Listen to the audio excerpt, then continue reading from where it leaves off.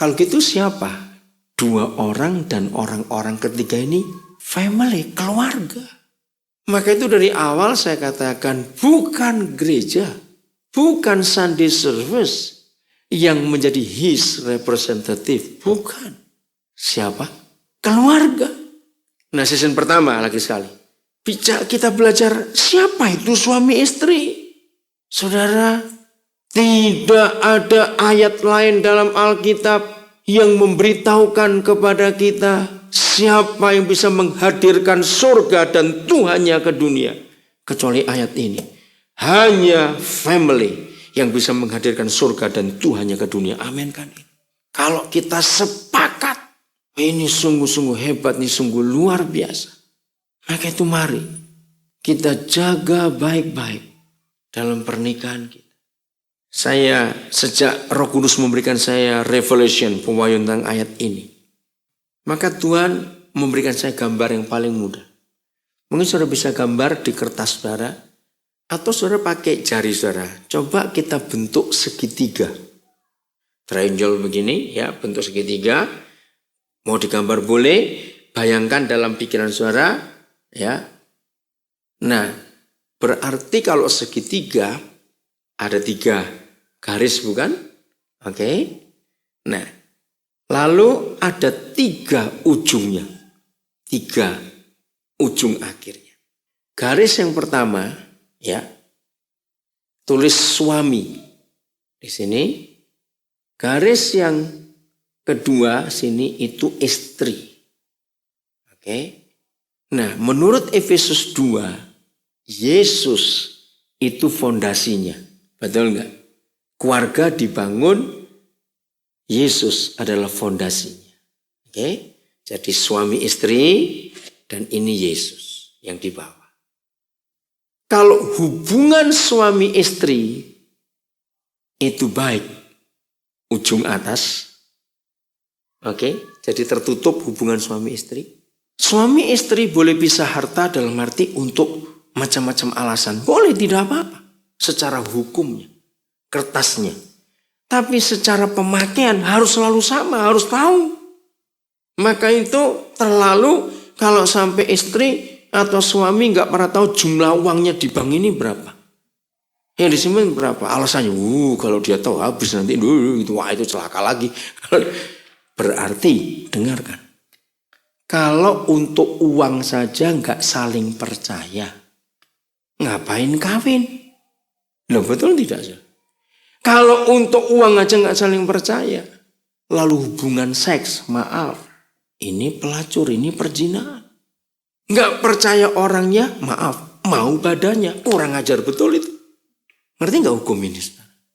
Jadi sepakat itu semua.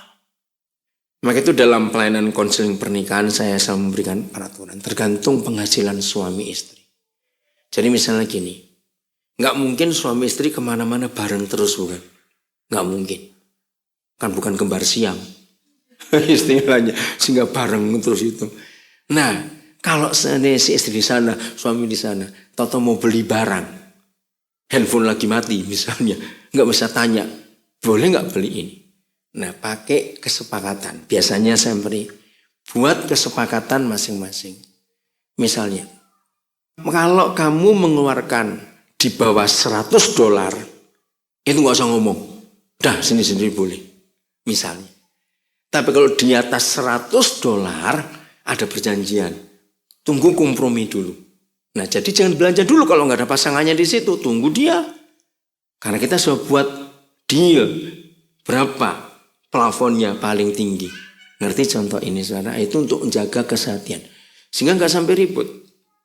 Bahkan saudara, masalah gunting rambut pun. Satu kali saya pernah nangani suami istri, saya kaget. Mereka begitu akrab. Aduh sudahlah. Saya sering nginep di rumahnya. Dulu tuh saya belum menikah. Tiba-tiba suatu hari saya ditelepon oleh suaminya. Daniel, kamu kesini. Nggak kuat. Sambil dia kojeng. Nggak kuat, kojeng mau cerai aja. Ada apa ini kamu mau cerai? Kaget. Pokoknya kamu kesini. Saya datang siang-siang. Si istri lagi nangis, duduk. Lihat itu. Laki atau perempuan dia itu. Loh apa ini, saya juga nggak ngerti. Loh kenapa kok laki atau perempuan? Ternyata hari itu si istri potong pendek sekali model laki, saudara. Dia nggak ngomong suaminya. Nah pulang-pulang sudah kayak laki ini, suaminya marah luar biasa. Jadi suaminya nggak suka kalau istrinya potongan laki begitu. Nah istrinya kepanasan gitu loh, nggak mau panjang-panjang rambutnya. Dari situ saya belajar, oh ini perlu kesehatian juga. Jadi untuk apa saja kesepakatan itu. Oke? Kalau belum jelas tanya lagi, jelas? Enggak apa-apa, tanya lagi, boleh apa? Ayo itu. Yang lain ya, harus mikir sebelum lagi kita istirahat. Ya. Tapi kalau menurut saya Pak, Om Daniel, memang saya ngerti ya kesepakatan itu. Teman secara praktik itu rasanya nearly impossible Pak. Karena terutama untuk pasangan yang muda Pak ya. Iya. Mungkin kalau udah di atas 10 tahun, is probably okay. Tapi yang pasangan muda karena mereka punya background yang berbeda Pak. Iya. Oke, coba berikan contoh yang jelas saja. Contoh kasus saja. Kan kalau contoh nggak tentu kalian, bisa orang lain. Enggak, saya enggak. Ya enggak, contoh khusus saja apa? Kasus yang pernah tahu misalnya gitu. Apa? Ya misalnya kalau cara ngedidik anak gitu ya. Iya. Nah, itu bilang, wah dikerasin aja. Nah, Oke. Suaminya bilang, oh nggak apa-apa, ini kita. Oke, mengerti saya. Gitu. Iya, betul. Ini dalam hal kecil didik anak, tapi bisa jadi perkara besar itu. Nah, sebelum menikah, ya, itu sudah dipersiapkan. Salah satu konseling pernikahan yang paling panjang kalau saya melakukan itu justru bagian kesepakatan ini. 2 orang tidak boleh jadi 2 nakoda dalam satu kapal. Terus mau kemana kapalnya nanti? Maka itu hierarki ya struktur pemerintahan keluarga. Mengapa surga memberikan ini? Suami itu kepala, istri itu tubuh. Betul? Jadi palu terakhir untuk tok itu harus suami, bukan istri. Bukan berarti istri lebih rendah dari suami, tidak. Maka kalau ketemu yang gak sepakat, gak sesuai dalam pernikahan, hukum ini dipakai. Suami harus pegang palu terakhir. Nah, istri harus ikut. Sesalah apapun keputusan itu, istri cuma berdoa, Tuhan tolong suamiku buat keputusan salah. Lindungi kami Tuhan. Nah, ini tugas istri. Istri nggak boleh, nggak bisa. Ini bagianku. Wah, jangan begitu dong. Kepala tetap suami. Jadi didik anak juga begitu. Rundingan dulu. Karena masing-masing anak itu punya karakter dan latar belakang berbeda. Cara yang suami berikan pada anak belum tentu benar. Maka itu istri boleh berikan masukan. Kita harus tahu anak kita nomor sekian ini begini-begini. Nah caramu nggak boleh begitu. Nah suami kita perlu dengar juga apa pendapat istri dalam hal ini. Nah sebelum kita ambil keputusan untuk didik anak itu, cari kesepakatan dulu. Maka itu kita belajar begini, satu-satunya lembaga sekolah, ya satu-satunya education yang tidak pernah ada finalnya, itu cuma suami istri. Betul nggak? Karena namanya suami istri ini kan belajar terus sampai mati. Maka itu nggak ada bilang, oh suami lulus. Nggak ada suami lulus. Nggak ada juga istri lulus. Nggak ada. Karena suami istri selama hidup terus akan belajar. Akan belajar. Jadi ini mutlak kesepakatan ini. Untuk apa saja kita tetap perlu belajar. Senang suami istri belajar terus gitu. Menarik sekali. Jelas? Jadi harus kesepakatan dalam hal apa saja. Enggak ada kata sulit karena Roh Kudus akan menolong kita. Tuhan akan menolong kita. Satu lagi yang terakhir terus kita istirahat. Ada?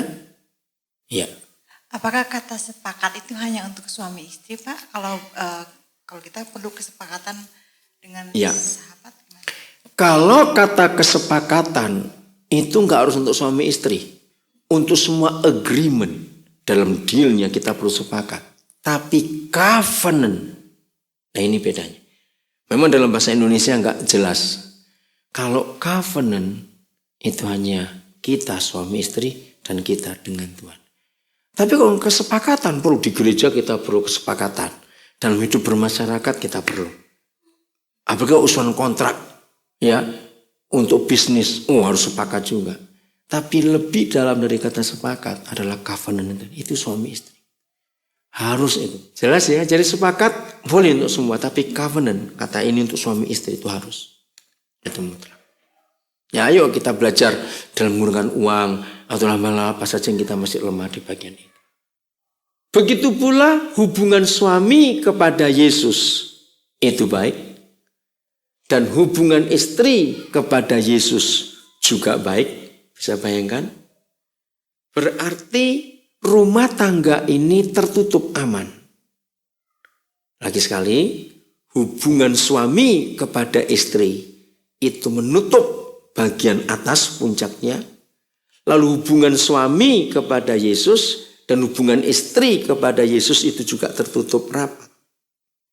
Maka segitiga ini tertutup betul. Nah, anak-anak itu di dalam segitiga ini. Bisa bayangkan? Saya ingin tanya kepada saudara, pernahkah saudara meneliti waktu anak-anak masih bayi? Ini harus masih bayi.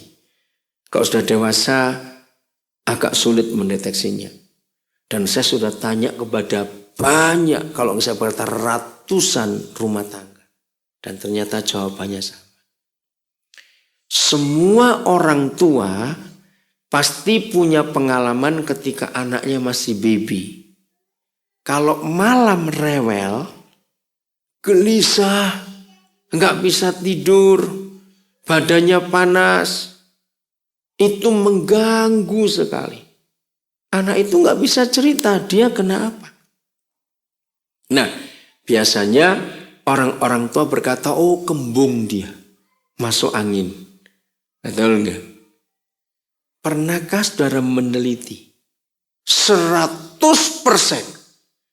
bayi-bayi yang gelisah, khususnya malam hari, itu penyebabnya, coba ingat, ketika papa mamanya lagi gak akur. Anak-anak itu sangat sensitif. Begitu papa mama tidak berdamai, gak usah bilang ribut sampai pukul-pukulan, enggak perlu. Jengkel saja suami istri itu, gak suka satu dengan yang lain. Coba ingat, anak itu bisa gelisah. Jadi yang kembung bukan anaknya, papa mamanya yang kembung. Kalau istilah saya begitu. Betul nggak? Karena papa mamanya lagi nggak beres. Berarti ujung puncak dari segitiga ini terbuka. Betul? Nah bisa bayangkan kalau ujungnya ini terbuka, setan langsung masuk. Udara itu tempat iblis. Langsung masuk dia. Begitu pula, kalau hubungan kita dengan Yesus nggak beres akan terbuka juga. Saudara, hanya keluarga yang bisa menghadirkan Yesus dan surganya ke dunia ini. Bukan yang lain. Saya ambil kebenaran yang lebih jauh lagi. Maka itu kalau dari Senin, Selasa, Rabu, Kamis, Jumat, Sabtu, semua rumah tangga Kristen hidup seperti Matius 18 ayat 19 dan 20. Berarti setiap hari surga hadir di keluarga kita tidak? Luar biasa. Nah kalau setiap hari, karena kita sepakat terus suami istri, anak-anak aman semuanya, Senin sampai Sabtu, lalu Minggu kita semua ke Sunday service, ke kebaktian. Berarti masing-masing keluarga itu bawa surga. Luar biasa itu saudara. Maka kebaktian Minggu, wah, hadirat Tuhan dahsyat. Karena masing-masing kita bawa keluarga. Saya ambil yang ekstrim sekali. Tapi sekarang lain. Senin aman, Selasa ribut. Rebo aman, Kemis ribut. Minggu ke gereja sudah babak belur. Betul? Karena kita kalau nggak cakar-cakaran secara fisik, cakar-cakaran lewat mulut. Saling ngelukai. Anak-anak rasa nggak aman di rumah. Karena nggak ada surga. Anak-anak gelisah juga. Minggu kita ke gereja dalam keadaan seperti itu. Apakah kita nggak jadi orang munafik? Lagi ribut, tapi disuruh senyum kalau minggu. Mau senyum bagaimana? Hati lagi nggak enak gitu. Saudara, ini yang terjadi dalam pernikahan kita. Seharusnya kalau semua pernikahan bisa mengenapi hukum ini, janji ini. Saudara percaya? Kita tinggal terpencar di mana-mana. Berarti di mana-mana. Kita tinggal di mana saja. Ada surga dan ada rajanya di situ. Bayangkan setan mana yang mau bekerja. Betul nggak, saudara? Maka itu keluarga yang sungguh-sungguh jadi incaran iblis. Sangat-sangat ingin dihancurkan oleh si iblis pernikahan. Karena inilah satu-satunya ayat dalam Alkitab yang memberikan jaminan betapa hanya keluarga yang bisa menghadirkan dirinya kepada dunia ini. Biarlah mulai hari ini kita terus menjaga kesepakatan kita sebagai suami istri. Lalu doa-doa kita jadi doa-doa yang hebat dan luar biasa. Karena apa? Kalau kita sepakat, Dia hadir, kerajaannya hadir. Nah, anak-anak seringkali nggak bisa melihat Tuhan. Karena kita papa mamanya tidak jadi wakil Tuhan di dunia ini. Sehingga kita nggak bisa lihat Tuhan. Mas nggak anak-anak nggak bisa lihat Tuhan.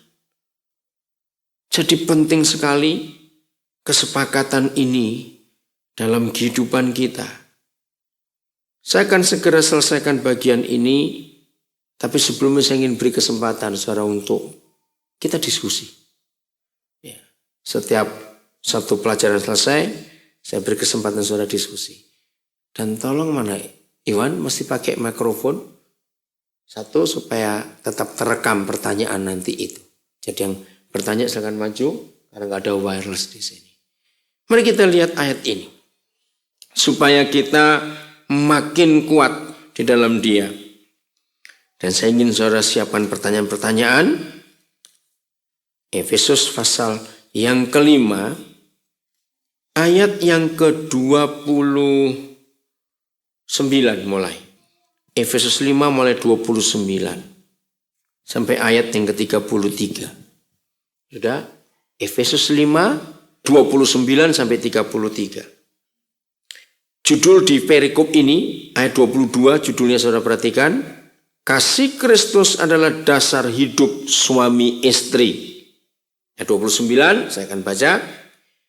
Sebab tidak pernah orang membenci tubuhnya sendiri, tetapi mengasuhnya dan merawatinya.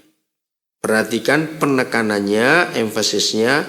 Sama seperti siapa? Kristus terhadap siapa? Jemaat.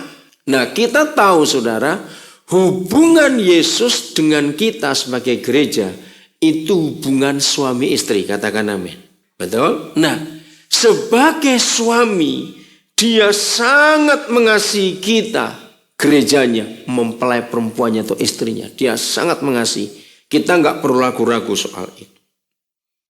Maka itu ayat 29 ditegaskan, seperti orang tidak ada yang membenci tubuhnya sendiri, tapi mengasuh dan merawatinya. Jadi Tuhan Yesus sayang kita luar biasa. Karena kita istri. Sama seperti Kristus terhadap jemaat. Nah, ini kata kunci dalam hubungan pernikahan kita. Berarti semua suami di dunia itu Christ representative. Katakan amin. Suami itu adalah mewakili Yesus di dunia. Istri itu mewakili gereja. Jadi Yesus dan gerejanya itu satu. Ayat 30. Karena kita adalah tubuhnya, anggota tubuhnya, maka itu dia sayang kita. Sebab itu laki-laki akan meninggalkan ayahnya dan ibunya dan bersatu dengan istrinya sehingga keduanya itu menjadi satu daging. Laki-laki tinggalkan ayahnya dan ibunya, bersatu dengan istrinya. Ayat 32. Rahasia ini besar, tetapi yang aku maksudkan ialah, lagi sekali tegaskan, hubungan siapa dengan siapa? Kristus dan jemaatnya dengan gerejanya. Nah, ayat 33, ini indah sekali. Bagaimanapun juga, bagi kamu masing-masing. Saya ulangi. Bagaimanapun juga, bagi kamu masing-masing berlaku hukum ini. Saya tambah kata hukum ini. Dari ayat 29, ayat 30 kita diberitahu bahwa hubungan suami istri itu persis seperti hubungan siapa dengan siapa? Yesus dengan gereja. Sama. Lalu ayat 32 diulangi lagi. Rahasia ini besar. Rahasia apa? Rahasia perkawinan. Itu besar. Kenapa? Sebab itu menunjukkan hubungan Yesus dengan gereja.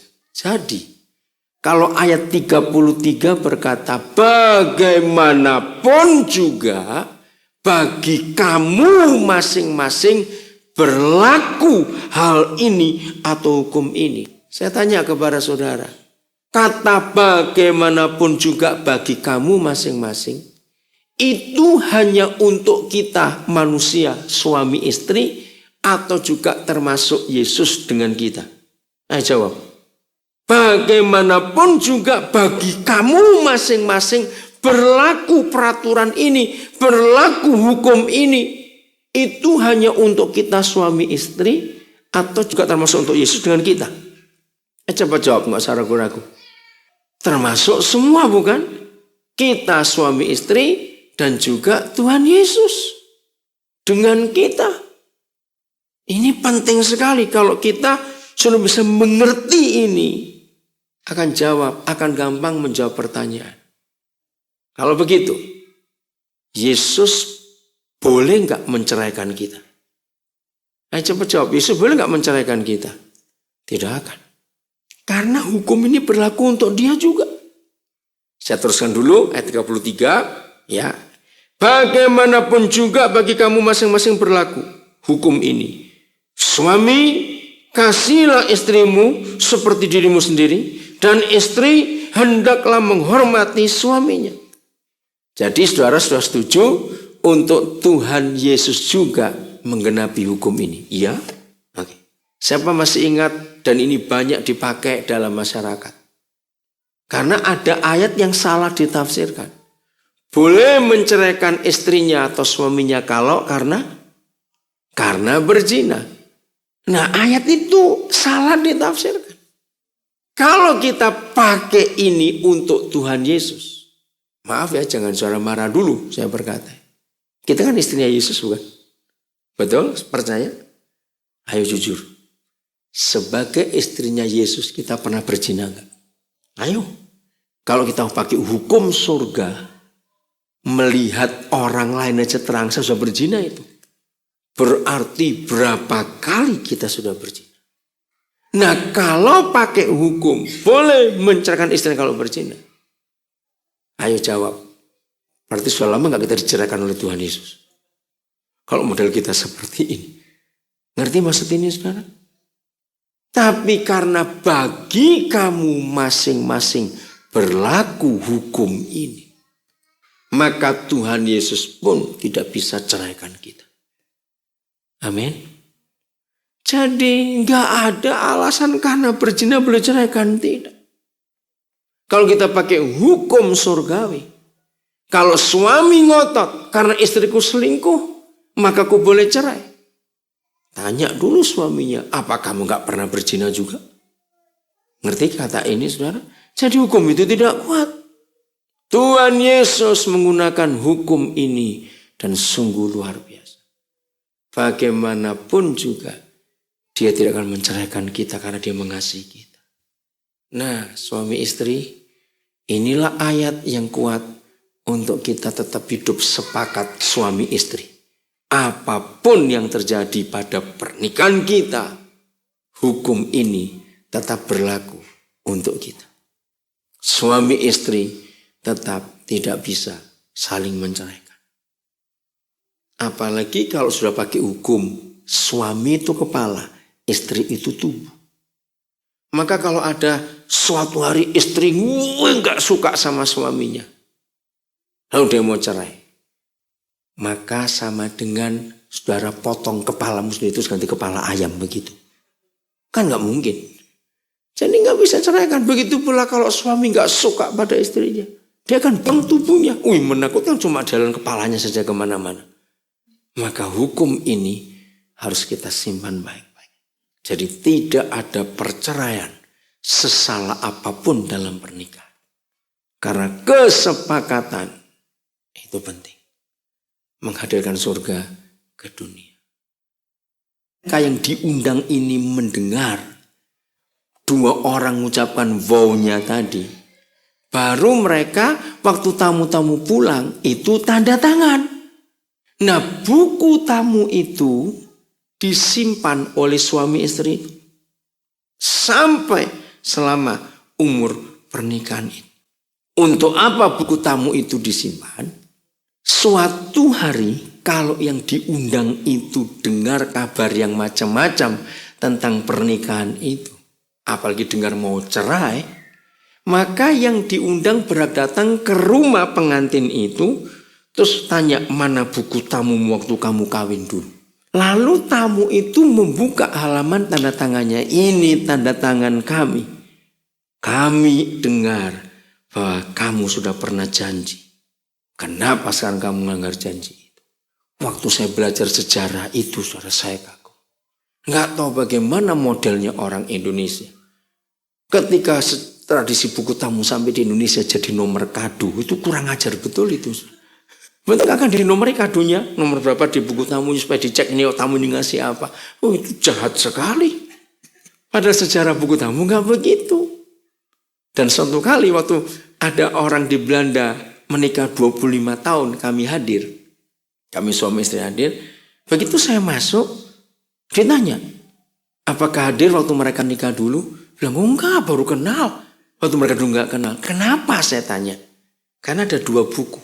Jadi kalau yang tamu waktu 25th anniversary itu hadir, waktu mereka menikah, itu tanda tangannya di buku yang lama. Dia beri tanda tangan lagi di halaman yang dia tanda tangan waktu orang ini menikah dulu. Wih, saya pikir hebat juga. Kalau kita diundang baru hari itu ya buku yang baru. Jadi betul-betul mereka simpan buku tamu itu. Dan kami juga buku tamu pernikahan kami simpan sampai hari ini. Nah, saudara, itu penting sekali karena janji. Jadi covenant tidak akan terjadi kalau mereka nggak mengucapkan vow-nya di hadapan Tuhan. Jadi yang kawin tidak dengan seiman tidak termasuk ini. Jadi hanya pernikahan Kristen yang pegang janji itu yang bisa menghadirkan surga ke dunia. Jelas? Oke, yang lain? Ada mau tanya? Ya. Yang lain nyusul. Ya. Pertanyaan saya begini. Ini kan mengenai kesepakatan. Kesepakatan ini kesepakatan yang mutlak dalam setiap hal atau hanya kalau mau mereka meminta sesuatu mereka sepakat gitu loh. Ya. Kalau mereka sepakat juga dalam hal-hal kecil tapi nggak didoain gitu loh. Iya. Kalau sudah jadi suami istri, itu harus sepakat dalam hal apa saja. Jadi begini, bukan kalau kita lagi mau minta sesuatu, ayo sepakat dulu yuk, enak aja kalau begitu. Saya kok nggak lagi butuh apa-apa, ayo kita ribut lagi. Nggak begitu juga ceritanya. Kata sepakat itu berlangsung seumur hidup perkawinan kita. Ingat segitiga tadi. Kalau kita sepakat hanya karena meminta sesuatu, kasihan Tuhan. Betul nggak? Lalu kasihan anak-anak kita juga. Mereka akan terancam oleh si iblis. Karena kalau kita nggak sepakat terus, ini terbuka ini. 3 sudutnya segitiga ini tadi. Anak-anak kita akan jadi korban. Jadi sepakat dalam segala hal. Sehati. Maka itu suami istri kita terus perlu jaga. Cocok nggak kita? Maka itu cara yang paling baik untuk ngecek kita. Kesepakatan kita. Kesehatian kita. Jujur ya suami istri. Siapa yang walaupun nggak tiap hari tentunya. Pokoknya dalam seminggu itu ada hari-hari yang kita berdua bisa saling guyon lah, saling bergurau gitu suami istri. Nggak usah senyum, diam aja dalam hati, tanya dalam ringan. Loh, kok malah tertawa supaya itu untuk ngecek pernikahan kita aman atau tidak. Betul? Ayo, siapa yang sudah sekian lama nggak pernah gurau. Ngomong aja nggak pernah senyum. Ya, apa? Wih, galak betul nih suami istri. Berarti ada yang gak beres itu dalam rumah tangga kita. Ayo jujur, siapa yang terakhir kali bisa guyonan suami istri? Bahkan perlu kidik-kidikan begitu loh saudara. Suami istri itu nggak apa-apa. Kenapa tidak? Jadi kesepakatan dalam segala. Nggak cuma masalah minta-meminta ini urusannya. Tapi menghadirkan surga. Bahkan untuk uang juga. Ya, di negara-negara seperti Australia apa ini. Dari awal untuk menghindari pajak, untuk menghindari masalah perceraian, harta sudah diurus jauh-jauh sebelum pernikahan. Nah, Yesus berkata, di mana ada hartamu, di situ ada apamu? Ada hatimu. Hati itu bicara nyawa, bicara hidup. Maka kalau suami istri hartanya pisah, hatinya bisa gak? Pasti bisa. Maka itu kalau suami istri sudah pisah harta, orang itu sudah cerai sebelum ke pengadilan. Hartanya dipisah. Apalagi kalau sampai masing-masing menyembunyikan. Jadi istri nggak pernah tahu uangnya suami ini berapa. Suami pun nggak pernah tahu uangnya istri ini berapa. Ya pokoknya saya tahu sama tahu lah gitu aja. Nggak bisa. Harus jujur, harus terbuka. Kalau gitu siapa? 2 orang dan orang-orang ketiga ini family, keluarga. Maka itu dari awal saya katakan bukan gereja, bukan Sunday service yang menjadi his representative. Bukan. Siapa? Keluarga. Nah, season pertama lagi sekali. Kita belajar siapa itu suami istri. Saudara, tidak ada ayat lain dalam Alkitab yang memberitahukan kepada kita siapa yang bisa menghadirkan surga dan Tuhannya ke dunia. Kecuali ayat ini. Hanya family yang bisa menghadirkan surga dan Tuhannya ke dunia. Amin kan? Kalau kita sepakat, ini sungguh-sungguh hebat, ini sungguh luar biasa. Maka itu mari kita jaga baik-baik dalam pernikahan kita. Saya sejak Roh Kudus memberikan saya revelation, pewahyuan tentang ayat ini.